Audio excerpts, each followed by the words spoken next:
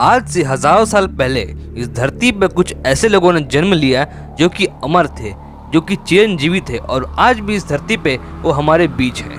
नमस्कार दोस्तों, स्वागत है आप सभी का एक नए वीडियो में। और आज के इस वीडियो में मैं आपको हमारे सनातन धर्म के 7 चिरंजीवियों के बारे में बताऊंगा। लेकिन उसके पहले आप इस चैनल को सब्सक्राइब कर बेल आइकन को हिट कर लीजिए और चलिए करते हैं इस वीडियो को शुरू। इन 7 चिरंजीवियों का एक ही उद्देश्य है। ये 7 भगवान विष्णु के 10वें अवतार भगवान कल्कि की प्रतीक्षा कर रहे हैं, जिनका जन्म कलयुग के अंत में होगा, जिनके साथ मिलकर 7 कलयुग के अंत में धर्म की स्थापना करेंगे। इन 7 चिरंजीवियों में सबसे पहला नाम आता है पवन पुत्र हनुमान का। जी हाँ दोस्तों, संकट मोचन महाबली हनुमान, जो कि प्रभु श्री राम के अनन्य भक्त हैं, वो आज भी इस धरती पे हमारे बीच उपस्थित हैं, जो कि गंधमादन पर्वत पे निवास करते हैं। प्रभु हनुमान महादेव के 11 रुद्र अवतारों में से एक है, जिसके कारण वो जन्म से ही अमर है। मगर इसके अलावा भी रामायण में इनकी 2 जगह और अमर होने का प्रमाण मिलता है। पहला, जब ये माता सीता की तलाश में लंका गए थे और उन्हें प्रभु श्री राम का संदेश सुनाया था, तब माता सीता ने इन्हें प्रसन्न होकर अजय अमर होने का वरदान दिया था। और दूसरा, जब भगवान श्री राम इस धरती को छोड़कर जा रहे थे, तब उन्होंने कलयुग के अंत तक उन्हें यहाँ रुक के धर्म की रक्षा करने की आज्ञा दी थी। दूसरे हैं परशुराम। परशुराम भगवान विष्णु के 10 अवतारों में से 6ठे अवतार है, जिसके कारण ये चिरंजीवी हैं। परशुराम का जन्म त्रेता युग में हुआ था, जिसमें उन्होंने क्षत्रियों को कई बार इस धरती से विलीन कर दिया था और इन्होंने सहस्त्र अर्जुन नाम के एक बहुत ही शक्तिशाली राजा को परास्त भी किया था। वैसे तो ब्राह्मण थे, परंतु ये शस्त्र विद्या में निपुण थे। परशुराम का वर्णन महाभारत में मिलता है।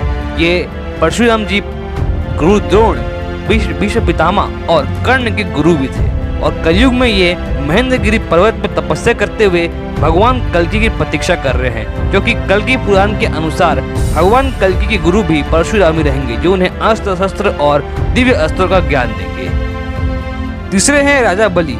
असुर राज बलि एक बहुत ही शक्तिशाली राजा थे।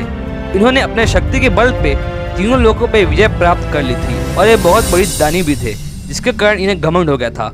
और उनका घमंड तोड़ने के लिए भगवान विष्णु ने वामन अवतार लिया और इनसे 3 पग भूमि का दान मांगा और इन्होंने स्वीकार किया। तब भगवान विष्णु ने एक पग में ही स्वर्ग लोक और दूसरे पग में पृथ्वी लोक और पाताल लोक को कवर कर लिया। और तीसरा पग के लिए उन्होंने पूछा कि अब मैं अपना तीसरा पग कहाँ रखूँ। तब राजा बलि ने अपना सर आगे कर दिया। तब भगवान विष्णु ने उनके सर पे अपना पैर रख के उन्हें पाताल लोक में समा दिया और उन्हें इनका इस उदार भाव देख के उन्हें वरदान भी दिया कि वो अमर रहेंगे और आज भी इस धरती पे वो निवास करते हैं और कल्कि भगवान का प्रतीक्षा कर रहे हैं। चौथे हैं विभीषण।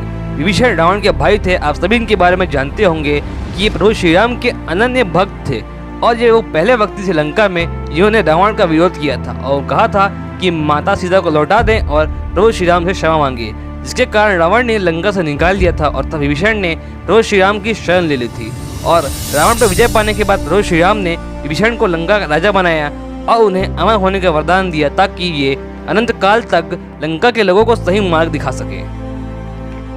5वें हैं अश्वत्थामा। अश्वत्थामा गुरु द्रोण के पुत्र थे, जिनको गुरु द्रोण ने महादेव की तपस्या करके प्राप्त किया था। अश्वत्थामा को महादेव के 11 रुद्र अवतारों में से एक कहा जाता है और ये महादेव के लौते ऐसे अवतार हैं जिनकी पूजा नहीं की जाती। इन्होंने महाभारत युद्ध में कौरवों का साथ दिया था और इन्होंने अभिमन्यु की पत्नी के ऊपर ब्रह्मास्त्र का उपयोग किया था, जिसके कारण भगवान श्री कृष्ण ने इन्हें श्राप दिया था कि कलयुग के अंत तक ये भटकते रहेंगे और रोगी बने रहेंगे। जहाँ दूसरी तरफ सभी चिरंजीवी वरदान के कारण इस धरती पे है, वहीं एक तरफ अश्वत्थामा एक श्राप के कारण इस धरती पे आज भी मौजूद हैं। मगर कल्कि अवतार के दौरान इनका एक बहुत ही मुख्य रोल रहेगा उनकी मदद करने में। छठे हैं महर्षि वेदव्यास। महर्षि वेदव्यास के बारे में आप सभी जानते होंगे। ये वही हैं जिन्होंने महाभारत की रचना की थी और इन्होंने चारों वेदों का सरल भाषा में वर्णन किया था। इसके अलावा भी इन्होंने कई ग्रंथों की रचना की थी। महर्षि वेदव्यास का जन्म त्रेता युग के अंत में हुआ था और इन्होंने पूरा द्वापर युग का अनुभव किया था और कलयुग के शुरुआत में भी इनके होने के प्रमाण मिलते हैं, मगर उसके बाद ये कहाँ गए इसके बारे में किसी को पता नहीं है। मगर ऐसा कहा जाता है कि आज भी धरती में मौजूद है और भगवान कल्कि की प्रतीक्षा कर रहे हैं।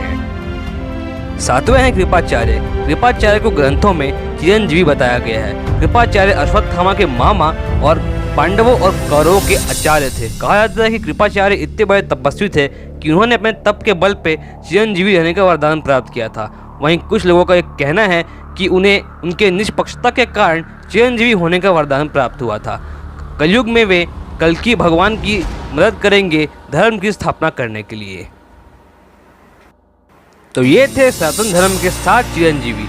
अगर आपको वीडियो में कुछ नया जानने को मिला हो तो वीडियो को लाइक जरूर करें और इस प्रकार की वीडियो देखने के लिए चैनल को सब्सक्राइब कर बेल आइकन को अवश्य हिट करें। जल्दी वीडियो किसी नए वीडियो में, तब तक के लिए जय श्री राम।